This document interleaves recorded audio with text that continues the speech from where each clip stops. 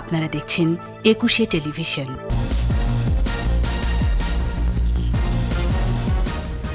যুব সমাজের মেধাকে কাজে লাগাতে প্রধানমন্ত্রীর আহ্বান, সন্ত্রাস দুর্নীতি প্রতিরোধে সশস্ত্র বাহিনীকে নির্দেশনা। আবরারের অপমৃত্যু মামলার মতিউর রহমান সহ 9 জনের বিচার শুরু, আনিসুল হককে অব্যাহতি। লালমনিরহাটে যুবককে পিটিয়ে পুড়িয়ে হত্যা তদন্ত প্রতিবেদন, কোরআন অবমাননার প্রমাণ মেলেনি। রাজধানীর বেশ কিছু স্থানে হঠাৎই 7 বাসে আগুন, নির্বাচন নিয়ে ষড়যন্ত্র বলছে পুলিশ। এবং ঢাকা 18 ও সিরাজগঞ্জ 1 আসনে আওয়ামী লীগ প্রার্থী বেসরকারিভাবে নির্বাচিত, বিএনপির অভিযোগ ভিত্তিহীন বললেন সিইসি।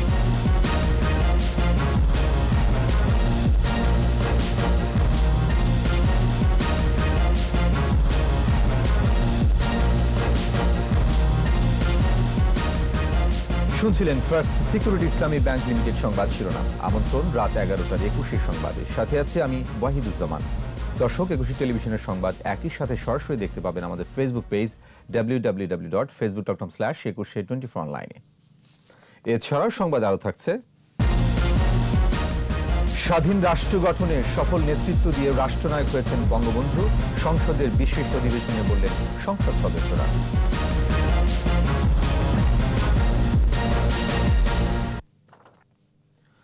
দেশের স্বাধীনতা ও সার্বভৌমত্ব রক্ষার পাশাপাশি জঙ্গিবাদ, সন্ত্রাস, দুর্নীতি ও মাদকের হাত থেকে সমাজকে রক্ষা করতে সশস্ত্র বাহিনীর প্রতি নির্দেশনা দিয়েছেন প্রধানমন্ত্রী শেখ হাসিনা। গোয়েন্দা সংস্থা ডিজিএফআই এর বিভিন্ন স্থাপনার উদ্বোধন করে সরকার প্রধান বলেন, যুব সমাজকে রক্ষা করতে পারলেই দেশের উন্নয়নে তাদের মেধা কাজে লাগানো যাবে। বিস্তারিত জানাচ্ছেন আকবর হোসেন সুমন। গোয়েন্দা সংস্থা ডিজিএফআই এর কর্মকর্তা কর্মচারীদের জন্য ঢাকায় তৈরি হয়েছে 2টি 14তলা ভবন এবং 7তলা অফিসার্স মেস। গণভবন থেকে ভার্চুয়ালি যোগ দিয়ে স্থাপনাগুলোর উদ্বোধন করেন প্রধানমন্ত্রী শেখ হাসিনা। দিক নির্দেশনামূলক বক্তৃতার শুরুতে যুদ্ধ পরবর্তী সময়ে বঙ্গবন্ধুর হাতে তৈরি সশস্ত্র বাহিনী ও প্রতিরক্ষা নীতিমালার উদাহরণ টেনে শেখ হাসিনা বলেন, তার সরকারও জাতির পিতার দেখানো পথে দেশকে এগিয়ে নিয়ে যাচ্ছে। সততা নিষ্ঠার সাথে দেশপ্রেমে উদ্বুদ্ধ হয়ে দেশের প্রতি, মানুষের প্রতি কর্তব্য পালন করবেন, সেটাই আমাদের কামনা। আপনারা সেটাই করবেন।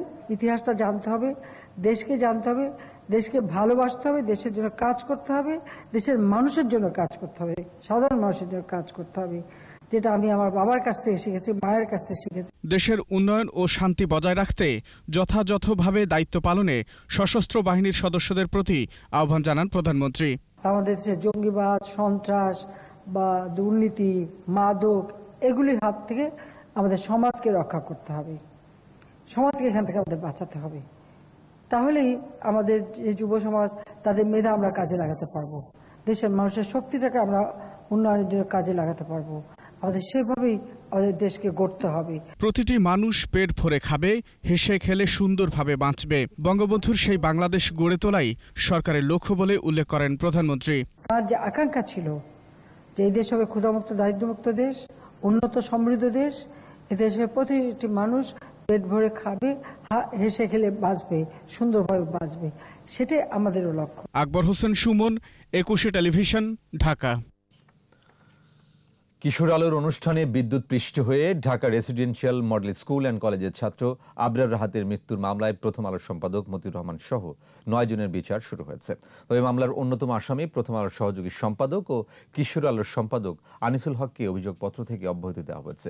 ঢাকার মহানগর দায়রা জজ আদালতের বিচারক কে এম ইমরুল কায়েস বৃহস্পতিবার এ আদেশ দেন। বিস্তারিত জানাচ্ছেন দীপু সারোয়ার। গত বছরের 1 নভেম্বর রাজধানীর মোহাম্মদপুরে Dhaka residential model school and college ক্যাম্পাসে এক অনুষ্ঠানে বিদ্যুৎ স্পৃষ্ট হন 9ম শ্রেণীর ছাত্র নাইমুল আবরার রাহাত। পরে তাকে হাসপাতালে নেওয়া হলে কর্তব্যরত চিকিৎসকরা মৃত ঘোষণা করেন। প্রথম আলোর কিশোর সাময়িকী কিশোর আলোর প্রতিষ্ঠা বার্ষিকীতেই ছিল এই আয়োজন। প্রথম আলোর সম্পাদক মতিউর রহমান কিশোর আলোর প্রকাশক, আর কিশোর আলোর সম্পাদক হলেন আনিসুল হক। ঘটনার 5 দিন পর আবরারের বাবা মজিবুর রহমান মামলা করেন। মামলায় মতিউর রহমান ও আনিসুল হক সহ অজ্ঞাত কয়েকজনকে আসামি করা হয়। তদন্ত শেষে চলতি বছরের ১৬ জানুয়ারি প্রতিবেদন জমা দেয় মোহাম্মদপুর থানা পুলিশ। অবহেলার কারণে মৃত্যুর দায়ে মতিউর রহমান ও আনিসুল হক সহ ১০ জনকে আসামি করা হয়। বৃহস্পতিবার বহুল আলোচিত এ মামলার শুনানি শেষে ১০ আসামির মধ্যে মতিউর রহমান সহ ৯ জনের বিরুদ্ধে চার্জ গঠন করেন বিচারক। জনাব মতিউর রহমান সহ অন্যান্য সংশ্লিষ্ট আসামিরা তাদের কোনো দায়িত্বহীনতা বা অবহেলাজনিত কারণে এই ডিসিজডের মৃত্যু সংঘটিত হয় নাই। ফৌজদারি আইনে তাকে দায়বদ্ধ করার কোনো যৌক্তিক কারণ থাকে না। আনিসুল হককে মামলা থেকে অব্যাহতি দেওয়ার কারণ জানাতে পারেননি বাদীপক্ষের আইনজীবী। আদালত আনিসুল হক সাহেবকে এই মামলার দায় থেকে অব্যাহতি দেন এবং মতিউর রহমান, কবির বকুল সহ ৯ জনের বিরুদ্ধে চার্জ গঠন করেন এবং বিজ্ঞ আদালত মৌখিকভাবে যেটা বলেছেন যে উনি পূর্ণাঙ্গ আদেশ দিবেন। পূর্ণাঙ্গ আদেশ প্রাপ্তির পর আমরা পূর্ণাঙ্গ আদেশ বিচার বিশ্লেষণ করে তারপর আমরা সিদ্ধান্ত নিব। দীপু সারওয়ার, একুশে টেলিভিশন, ঢাকা। ঢাকা বিশ্ববিদ্যালয়ের ছাত্রী ধর্ষণের মামলায় যুক্তিতর্ক শেষ হয়েছে। ১৯ নভেম্বর রায় ঘোষণার তারিখ ধার্য করেছেন আদালত। ঢাকা নারী ও শিশু নির্যাতন দমন ট্রাইব্যুনাল ৭-এর বিচারক কামরুন নাহার এই আদেশ দেন। রাষ্ট্রপক্ষ থেকে একমাত্র আসামি মজনুর সর্বোচ্চ শাস্তি চাওয়া হয়েছে। ৫ নভেম্বর এই মামলার সাক্ষ্য গ্রহণ শেষ হয়। এর আগে ২৬ আগস্ট আসামি মজনুর বিরুদ্ধে অভিযোগ গঠন করেন। ১৬ মার্চ মজনুর বিরুদ্ধে অভিযোগপত্র দেওয়া হয়। গত ৫ জানুয়ারি ধর্ষণের শিকার হন ঢাকা বিশ্ববিদ্যালয়ের ওই ছাত্রী। পরে র্যাবের অভিযানে মজনু গ্রেফতার হয়।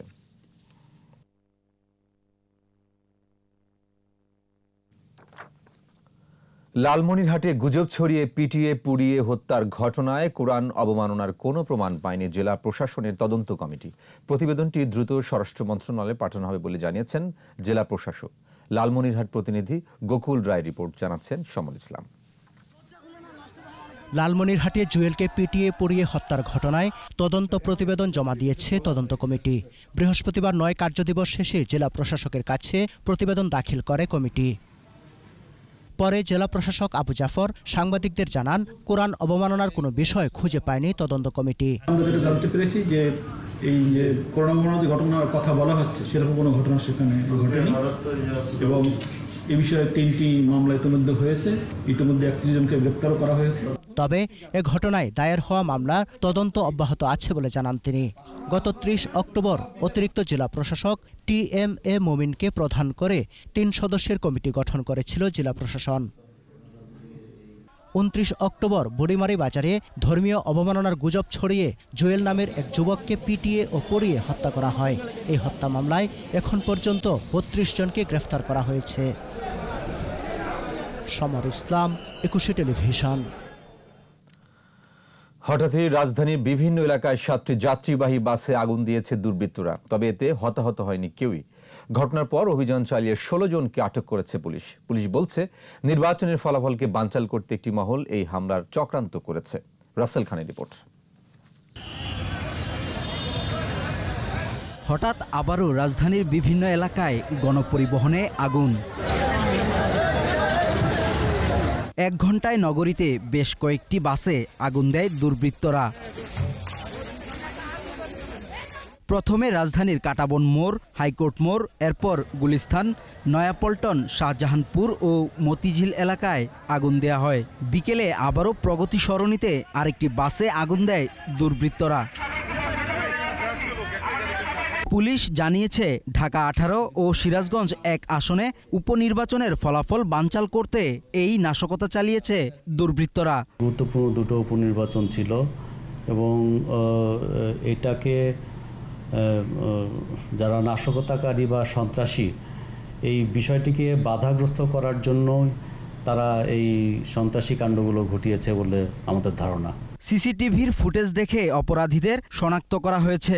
জড়িতদের দ্রুত আইনের আওতায় আনা হবে বলেও জানিয়েছে পুলিশ। সন্ত্রাসীদের আমরা আইনের আওতায় নিয়ে আসব এবং তাদের কাছ থেকে তারা কেন এগুলো ঘটিয়েছে বা তাদের আরও কোনো বৃহত্তর পরিকল্পনা ছিল কিনা সেগুলো আমরা বের করার চেষ্টা করব।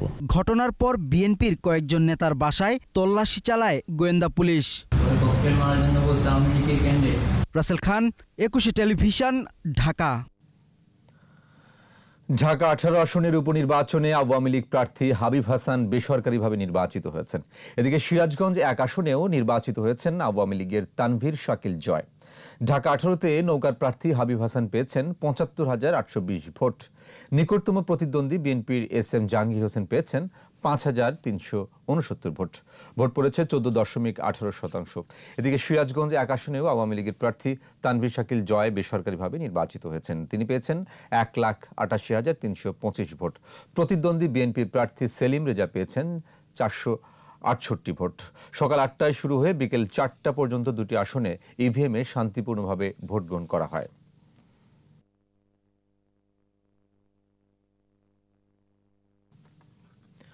ভোট জালিয়াতির ঘটনাকে ভিন্ন খাতে প্রভাবিত করতে সরকার দলীয় লোক রাজধানীতে বাসে অগ্নিসংযোগ চালিয়েছে বলে দাবি করেছে বিএনপি। রাজধানীর নয়াপল্টনের রাজনৈতিক কার্যালয়ে সংবাদ সম্মেলনে দলের সাংগঠনিক সম্পাদক এমরান সালে প্রিন্স বলেন, ভোট কেন্দ্র দখল ও জনগণের দৃষ্টি ভিন্ন খাতে প্রবাহিত করতে বিভিন্ন স্থানে গণপরিবহনে অগ্নিসংযোগ করা হয়েছে। ঘটনার সুষ্ঠু তদন্ত করে দোষীদের আইনের আওতায় আনার দাবি জানান তিনি। অসংখ্য গ্রহণ করছি, কিন্তু সরকার জোরপূর্বক তারা জয়ী হতে চেয়েছে ষড়যন্ত্র। তাদের যে ভোট ডাকাতি, তাদের ভোট চুরি, সন্ত্রাস, অনিয়ম, জালিয়াতি, এইসব ঘটনায় সারা দেশের মানুষের মধ্যে একটা ক্ষুব্ধতার সৃষ্টি হয়েছে। জনগণের দৃষ্টি ভিন্ন খাতে প্রবাহিত করার জন্য এবং এই ঘটনাগুলোকে নির্বাচনে যে তাদের জালিয়াতি এবং অনিয়ম এগুলোকে আড়াল করার জন্যই সরকার তার বিভিন্ন এজেন্টদেরকে দিয়ে এই ঘটনাগুলো ঘটাতে পারে বলে আমরা মনে করি। এদিকে ভোট নিয়ে বিএনপির অভিযোগ ভিত্তিহীন বলে উল্লেখ করেছেন প্রধান নির্বাচন কমিশনার নুরুল হুদা। সাংবাদিকদের প্রশ্নের উত্তরে মার্কিন নির্বাচন নিয়েও কথা বলেন তিনি। আমেরিকা 4-5 দিনেও ভোট গণনা করতে পারে না, আর আমরা এই মধ্যে 4-5 মিনিট থেকে 10 মিনিটের মধ্যে ভোট গণনা করে কেন্দ্রে ঘোষণা দিয়ে দেই। নিচে বিরতি। স্বাস্থ্যবিধি মেনে চলুন, সুস্থ থাকুন। যখন ফিরছি তখন অন্যান্য খবরের সঙ্গে আরো থাকবে। পদ্মা সেতুতে বসলো 37তম স্প্যান, 5.5 কিলোমিটারেরও বেশি দৃশ্যমান। চট্টগ্রামের বাঁশখালীতে 34 জলদস্যুর আত্মসমর্পণ, স্বাভাবিক জীবনে ফিরতে সহায়তার ঘোষণা স্বরাষ্ট্রমন্ত্রী। আবার আমন্ত্রণ রাত 11টার 21 সংবাদে। স্বাধীন সার্বভৌম রাষ্ট্র গঠনের সফল নেতৃত্ব দিয়ে জাতির পিতা বঙ্গবন্ধু শেখ মুজিবুর রহমান হয়েছিলেন রাষ্ট্রনায়ক।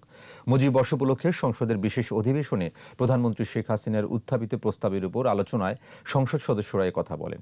বঙ্গবন্ধুর জন্য বাঙালি জাতি গর্বিত বলে উল্লেখ করেন তারা। বিস্তারিত জানাচ্ছেন আকবর হোসেন সুমন।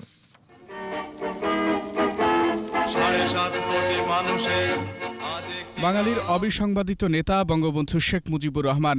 বাঙালির অধিকার প্রতিষ্ঠার আজীবন সংগ্রামী এই নেতা কারাগারেই কাটিয়েছেন জীবনের অনেকটা সময়। সংসদে বঙ্গবন্ধুর বর্ণাঢ্য রাজনৈতিক ও কর্মময় জীবন এবং দর্শন নিয়ে সংসদ নেতা ও প্রধানমন্ত্রী শেখ হাসিনার আনা প্রস্তাবের উপর আলোচনা করেন সংসদ সদস্যরা। মৃত্যু পরবর্তী নোবেল প্রাইজ দেওয়ার সুযোগ থাকে, আমি বলবো এটা বঙ্গবন্ধু পাওয়া উচিত। প্রবীণ রাজনীতিবিদ ও বঙ্গবন্ধুর সহচর আমির হোসেন আমু সংসদে তুলে ধরেন রাষ্ট্রনায়ক শেখ মুজিবের দর্শন। তিনি কাঠামো তৈরি করে দিয়েছিলেন। আজকে আল্লাহর রহমতে আমরা তার সুযোগ্য কন্যা শেখ হাসিনাকে জীবিত পেয়েছিলেন বলেই, তিনি দেশের এসে আওয়ামী লীগের হাল ধরেছিলেন বলেই আজকে তার নেতৃত্বে আমরা সেই বঙ্গবন্ধু অসম্পূর্ণ কাজের স্বাদ পাচ্ছি। আজকে বাংলাদেশ পৃথিবীর বুকে আত্মমর্যাদাশীল দেশ হিসাবে দাঁড়াতে সক্ষম হয়েছে। জনগণ থেকে বিচ্ছিন্ন করতে বঙ্গবন্ধুকে পরিকল্পিতভাবে জেলখানার আইসোলেশনে রাখা হতো বলে উল্লেখ করেন সংসদ সদস্যরা। বঙ্গবন্ধু যে ভবিষ্যৎ দেখতে পেতেন, বঙ্গবন্ধু যে পাকিস্তান টিকবে না, বাংলাদেশ সবে যেমন দেখতে পেতেন, আমি আশ্চর্য হই। তিনি কৃষি ক্ষেত্রে হোক, চিকিৎসা ক্ষেত্রে হোক, শিক্ষা ক্ষেত্রে, প্রতিটি ক্ষেত্রেই কিন্তু তেমনিভাবে ভবিষ্যৎদ্রষ্টা বলে মনে হয়। রাজনীতির আলোকবর্তিকা হিসেবে বঙ্গবন্ধুই আদর্শ হতে পারে, এমন মন্তব্য করেছেন বিরোধী দলীয় নেতারা। বঙ্গবন্ধুর ইতিহাস জীবন যৌবনের কারণে অকারণে বিনা বিচারে 14 বছর জেলে যাওয়ার ইতিহাস, বঙ্গবন্ধুর ইতিহাস বাংলার মানুষের ভাগ্য উন্নয়নের কঠোর প্রচেষ্টার ইতিহাস। সাংসদদের নির্ধারিত আলোচনায় উঠে আসে নানা অজানা ইতিহাস। বঙ্গবন্ধু একটি পরিকল্পনা নিয়েছিলেন যে প্রাইভেটাইজেশন কিভাবে হয়। আকবর হোসেন সুমন, 21 টেলিভিশন, ঢাকা। যেসব জলদস্যু আত্মসমর্পণ করবে না তাদের কঠিন পরিণতি ভোগ করতে হবে। স্বরাষ্ট্রমন্ত্রী আসাদুজ্জামান খান কামাল চট্টগ্রামের বাঁশখালীতে আইন শৃঙ্খলা রক্ষাকারী বাহিনীর কাছে 34 জলদস্যু আত্মসমর্পণ অনুষ্ঠানে বলেন, দস্যুতা ছেড়ে স্বাভাবিক জীবনে ফিরে এলে সব ধরনের সহযোগিতা দেওয়া হবে। মোস্তাফিজুর রহমানের ক্যামেরায় বাঁশখালী থেকে আহমদ বাবু রিপোর্ট। চট্টগ্রামের বাঁশখালীর আদর্শ উচ্চ বিদ্যালয়ে বাঁশখালী, মহেশখালী, চকরিয়া ও কুতুবদিয়ার 11টি বাহিনীর 34 জলদস্যু স্বরাষ্ট্রমন্ত্রীর কাছে আত্মসমর্পণ করেন। জমা দেয় 90টি আগ্নেয়াস্ত্র, 2000-এর বেশি রাউন্ড গুলি।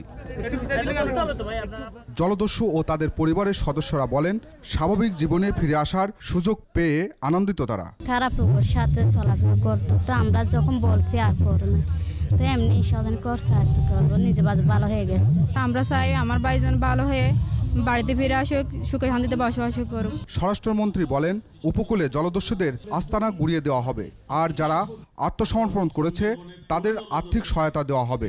আমাদের নিরাপত্তা বাহিনীর চোখ এড়িয়ে কেউ আপনারা যারা দস্যুতা করেন তারা পালিয়ে বেড়াতে পারবেন, কিন্তু অবস্থান করতে পারবেন না, আর তাদেরকে ধরা পড়তেই হবে। কাজেই ধরা পড়ার আগে যদি সারেন্ডার না করুন তাহলে আপনাদের আইনের মুখোমুখি কিভাবে হবেন সেটা আপনারাই জানেন। আর আইজিপি বলেন, সব ধরনের সন্ত্রাসের শিকড় নির্মূল করা হবে। আমি প্রত্যাশা করব যে যারা এখানে আত্মসমর্পণ করছে তাদেরকে র্যাব একই কায়দায় যেভাবে সুন্দরবনে আত্মসমর্পণ জলদস্যুদেরকে তাদের স্কিল জেনে তাদেরকে পুনর্বাসন করার চেষ্টা করা হয়েছে, প্রতিদিন তাদের খোঁজ খবর নেওয়া হচ্ছে, একইভাবে এই অঞ্চলে যারা আত্মসমর্পণ করেছে তারা যাতে সমাজের মূল ধারায় পুনর্বাসিত হতে পারে। র্যাবের ভারপ্রাপ্ত মহাপরিচালক বলেন, জলদস্যুদের পুনর্বাসনের ব্যবস্থা নেওয়া হয়েছে। আরও যারা আছে সারেন্ডার করার অপেক্ষায় তাদেরকে মেসেজ দেওয়া যে সরকার, মন্ত্রণালয়, বাহিনীগুলো আপনাদেরকে স্বাভাবিক পথে ফেরত আসার জন্য অপেক্ষা করছে। 2018 সালের নভেম্বর পর্যন্ত 32টি জলদস্যু বাহিনীর 328 জন সদস্য আত্মসমর্পণ করেছে। আহমদ বাবু, 21 টেলিভিশন, বাঁশখালী, চট্টগ্রাম। গুজব ছড়ানো ও সহযোগিতার অপরাধে জগন্নাথ বিশ্ববিদ্যালয়ের বহিষ্কৃত নিখোঁজ শিক্ষার্থী তিথি সরকারকে গ্রেপ্তার করেছে সিআইডি। রাজধানীর মালিবাগে সিআইডি কার্যালয়ে সংবাদ সম্মেলনে জানানো হয়, তিথি সরকার তার ফেসবুকে ধর্মীয় উস্কানিমূলক বিভিন্ন পোস্ট, কমেন্ট ও তথ্য শেয়ার করে আসছিল। নিজেকে আড়াল করতে আত্মগোপনে যায় তিথি। বুধবার বিকেলে নরসিংদীর মাধবদী এলাকা থেকে তাকে গ্রেফতার করা হয়।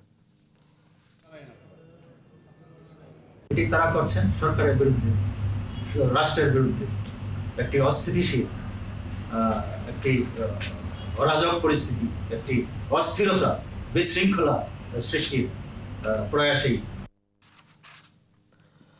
পদ্মা সেতুতে বসল 37তম স্প্যান। দৃশ্যমান হল সেতুর 5550 মিটার। মাওয়া প্রান্তের 9 ও 10 নম্বর পিলারে বসানো হয় 37তম স্প্যান 2C। এখন বাকি রয়েছে আর মাত্র 4টি স্প্যান বসানো। ডিসেম্বরের 10 তারিখের মধ্যে সবগুলো স্প্যান বসানোর লক্ষ্য নিয়ে কাজ এগিয়ে চলছে।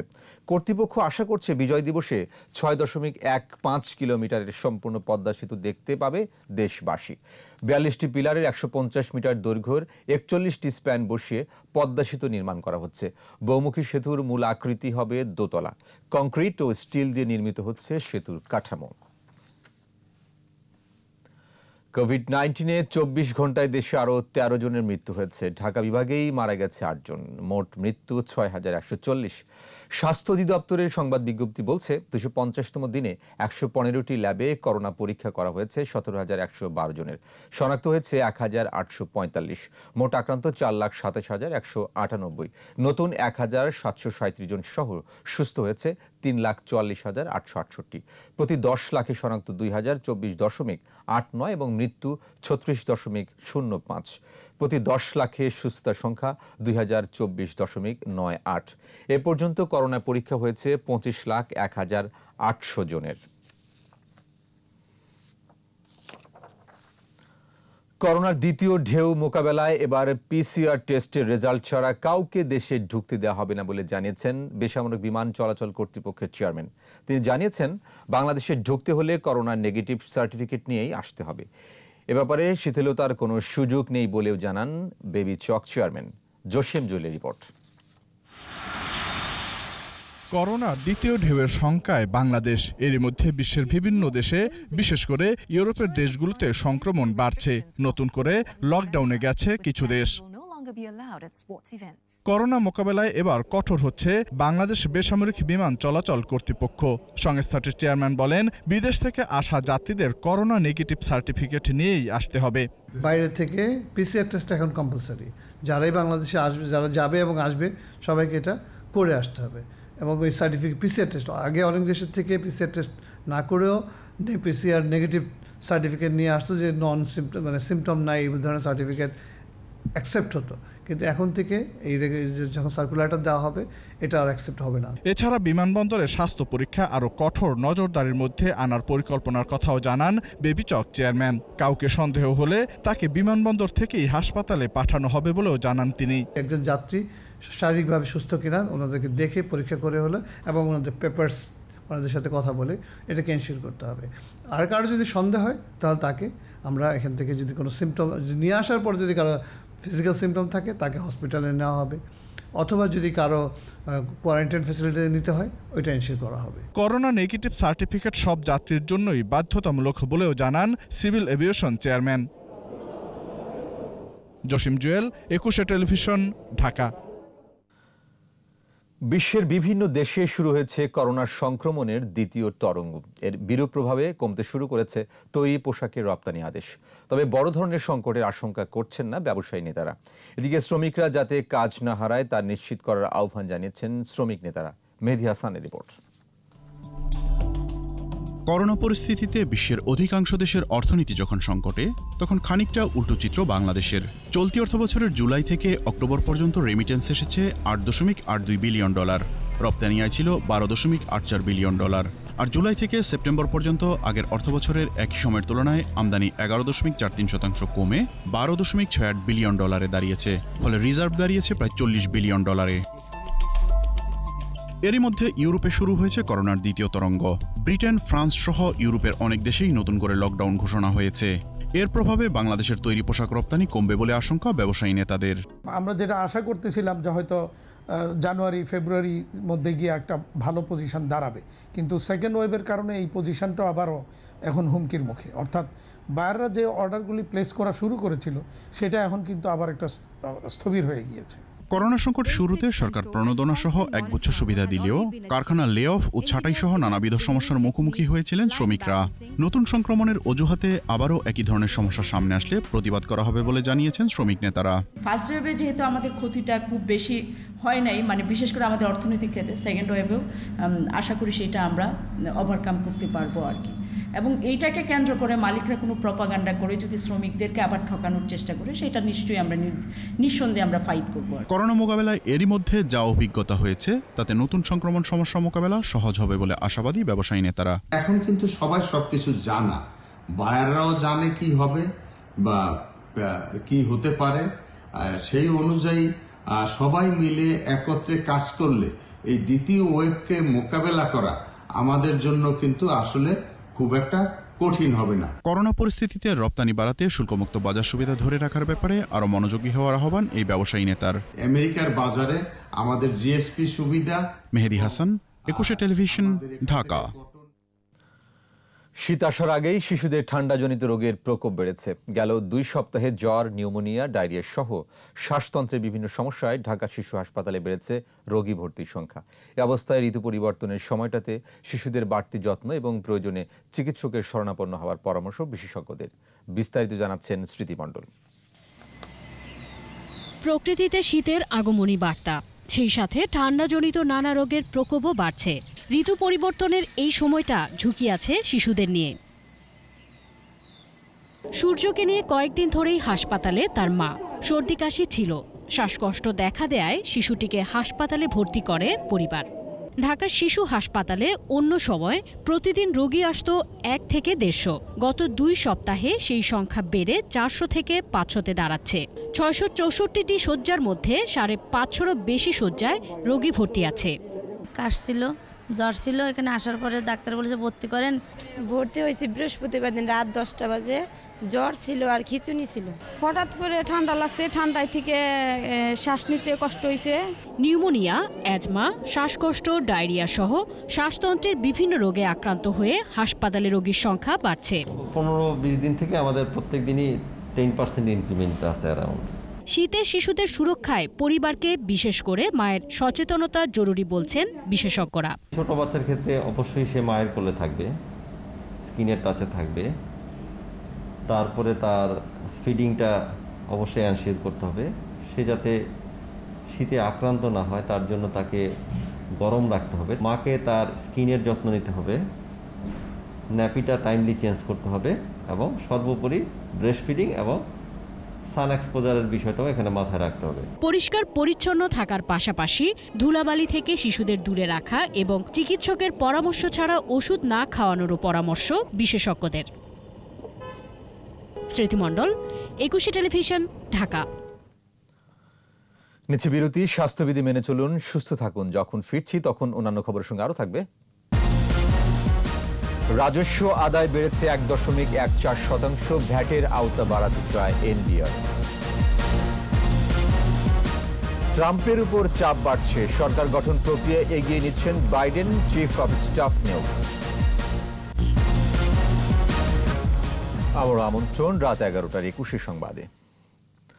স্বাধীনতার সুবর্ণ জয়ন্তী উদযাপনের অংশ হিসেবে আন্তর্জাতিক এয়ার শো আয়োজন করবে বাংলাদেশ বিমান বাহিনী। বিমান বাহিনীর প্রধান air chief marshal Masihuzzaman Serniabat জানান, 2022 সালের ফেব্রুয়ারি মাসে এর শো হবে। এ সময় তিনি এ শো এর ওয়েব পেজের উদ্বোধন করেন। এ শো এর মধ্য দিয়ে আন্তর্জাতিক অঙ্গনে দেশের অর্থনৈতিক উন্নয়ন, পর্যটন শিল্পের প্রসার, কর্মসংস্থান এবং বৈদেশিক মুদ্রা অর্জনের পথ প্রসারিত হবে বলেও জানান তিনি। প্রধানমন্ত্রী উন্নয়ন অগ্রযাত্রা এগিয়ে নিতে সবাইকে সম্মিলিতভাবে কাজ করারও আহ্বান জানান বিমান বাহিনী প্রধান। 2022 সালের পর সরকারি বনভূমির কোনো গাছ কাটা যাবে না বলেছেন পরিবেশ মন্ত্রী শাহাবুদ্দিন। সচিবালয়ে মুজিব বর্ষে বৃক্ষরোপণ কর্মসূচির সম্পাদন উপলক্ষে সংবাদ সম্মেলনে তিনি বলেন, 2025 সালের পর পুড়িয়ে ইট তৈরি করা যাবে না। অবৈধ ইটভাটার বিরুদ্ধে অভিযানে মন্ত্রণালয় ও অধিদপ্তরের কারো গাফিলতি মানা হবে না বলেও হুঁশিয়ারি দেন তিনি।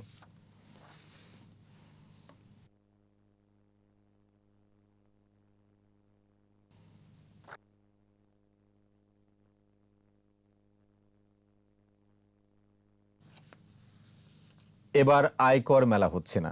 30 নভেম্বরই শেষ হচ্ছে আয়কর রিটার্ন দাখিলের সময়সীমা। তবে কর অঞ্চলগুলোতে মেলার পরিবেশ, আয়কর রিটার্ন জমা দেওয়া যাবে বলে জানিয়েছে জাতীয় রাজস্ব বোর্ড এনবিআর। সংবাদ সম্মেলনে এনবিআর চেয়ারম্যান জানান, করোনা পরিস্থিতি সত্ত্বেও অর্থ বছরের প্রথম 4 মাসে আগের বছরের একই সময়ের তুলনায় 1.14% বেশি রাজস্ব আদায় হয়েছে। ইবনে নূর শাওনের রিপোর্ট। রাজস্ব আদায় পরিস্থিতি ও আয়কর রিটার্ন দাখিল বিষয়ে বিস্তারিত জানাতেই এনবিআরের এই সংবাদ সম্মেলন। আয়কর মেলা না হলেও তা এবার রাজস্ব আদায়ে নেতিবাচক প্রভাব পড়বে না, এমনটাই আশা এনবিআরের। আর করদাতারাও নিজ নিজ কর অঞ্চলে রিটার্ন দাখিল সহ সব সেবা পাবেন বলে আশ্বস্ত করলেন এনবিআর চেয়ারম্যান। আমরা বিভিন্ন জোনে এবং প্রয়োজনের ক্ষেত্রে, সম্ভাব্য ক্ষেত্রে যেখানে সুযোগ আছে, সার্কেলে একটি কর মেলার মতো একটি পরিবেশ, একটি আবহাওয়া তৈরি করার চেষ্টা করি। স্টপ সার্ভিসের একটা জিনিস এখানে দেওয়া সম্ভব হচ্ছে না, সেটি হলো ব্যাংকিং সেবাটা। বিদেশি সফটওয়্যারের মাধ্যমে সিস্টেম অটোমেশন করায় নিজস্ব দক্ষ জনবল তৈরি হচ্ছে না বলে মনে করছে এনবিআর। অটোমেশনের নামে আমাদের ডিপেন্ডেন্সি বেশি হয়ে গেছে বাইরের কোম্পানিগুলোর উপরে, যারা সাপ্লায়ার দেয় তাদের উপর ডিপেন্ডেন্সি হয়ে গেছে। আমাদের নিজস্ব জনবলকে আমরা ট্রেন্ড আপ করা বা নিজস্ব জনবল রিক্রুট করাতেও আমরা একটু পিছিয়ে আছি। ভ্যাটের আওতা ও আহরণ বাড়াতে পরিকল্পনা অনুযায়ী কাজ চলছে বলেও জানানো হয় সংবাদ সম্মেলনে। অর্থ বছরের প্রথম 4 মাসে 66,555 কোটি টাকার রাজস্ব আদায় হয়েছে, যদিও লক্ষ্যমাত্রা ছিল 87,000 কোটি টাকা। অক্টোবর পর্যন্ত টোটাল রেভিনিউ আদায় করেছি 66,555 কোটি। আমরা 1.14% প্রবৃদ্ধিতে আছি। হিসাবে আমাদের অক্টোবর পর্যন্ত লক্ষ্যমাত্রা ধার্য করা ছিল 87,000 কোটি টাকা। ইবনে নূর শাওন, একুশে টেলিভিশন, ঢাকা। এবার সোশ্যাল ইসলামী ব্যাংক লিমিটেড বাণিজ্য সংবাদ।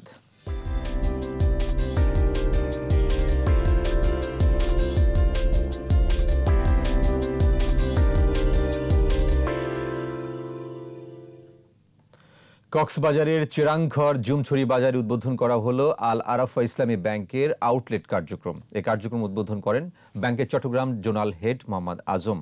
অন্যান্যের মধ্যে ব্যাংকের চেয়ারম্যান PS মোহাম্মদ পিয়ারু, কক্সবাজার শাখা ব্যবস্থাপক ও assistant vice president Belal Uddin এবং ব্যাংকের কর্মকর্তা সহ ব্যবসায়ী ও এলাকার গণ্যমান্য ব্যক্তিরা উপস্থিত ছিলেন। বক্তারা ব্যাংকের কার্যক্রম ও গ্রাহক সেবার জন্য নেওয়া বিভিন্ন পদক্ষেপ তুলে ধরেন।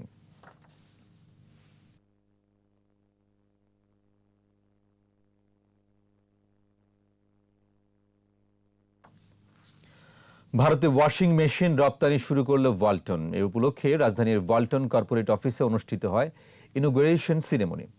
Exporting washing machine to India শীর্ষক ওই অনুষ্ঠানে উপস্থিত ছিলেন ওয়ালটনের deputy managing director Nazrul Islam সরকার, নির্বাহী পরিচালক হুমায়ুন কবির ও SM Zahid Hasan, international business ইউনিটের প্রেসিডেন্ট এডওয়ার্ড কিম এবং হোম অ্যাপ্লায়েন্সের CEO প্রকৌশলী আল ইমরান। আগে থেকেই প্রতিবেশী দেশটিতে রেফ্রিজারেটর, এয়ার কন্ডিশনার, টেলিভিশন সহ বিভিন্ন পণ্য রপ্তানি করে আসছে ওয়ালটন। আগামী বছরের মধ্যে দেশটিতে অন্তত 1 লাখ ইউনিট ওয়াশিং মেশিন রপ্তানির লক্ষ্য রয়েছে ওয়ালটনের। আর এরই সাথে শেষ করছি রাত 11টার 21 সংবাদ। যাবার আগে ফার্স্ট সিকিউরিটি ইসলামী ব্যাংক লিমিটেড সংবাদ শিরোনামগুলো আরও একবার। যুব সমাজের মেধাকে কাজে লাগাতে প্রধানমন্ত্রীর আহ্বান, সন্ত্রাস দুর্নীতি প্রতিরোধে সশস্ত্র বাহিনীকে নির্দেশনা। আবরারের অপমৃত্যু মামলায় মতিউর রহমান সহ 9 জনের বিচার শুরু, আনিসুল হককে অব্যাহতি। লালমনিরহাটে যুবককে পিটিয়ে পুড়িয়ে হত্যা তদন্ত প্রতিবেদন, কোরআন অবমাননার প্রমাণ মেলেনি। রাজধানীর বেশ কিছু স্থানে হঠাৎই 7 বাসে আগুন, নির্বাচন নিয়ে ষড়যন্ত্র বলছে পুলিশ। এবং ঢাকা 18 ও সিরাজগঞ্জে 1 আসনে আওয়ামী লীগ প্রার্থী বেসরকারিভাবে নির্বাচিত, বিএনপির অভিযোগ ভিত্তিহীন বললেন সিজ। সর্বশেষ খবর জানতে ডায়াল করুন 2054 করে আর ভিজিট করুন 21tv.com ওয়েবসাইটে। এছাড়া ফেসবুক লগ ইন করতে পারেন facebook.com/2124 অনলাইনে। পরের সংবাদ রাত 1টায়। একটা আমন্ত্রণ রইল। স্বাস্থ্যবিধি মেনে চলুন, সুস্থ থাকুন। ধন্যবাদ।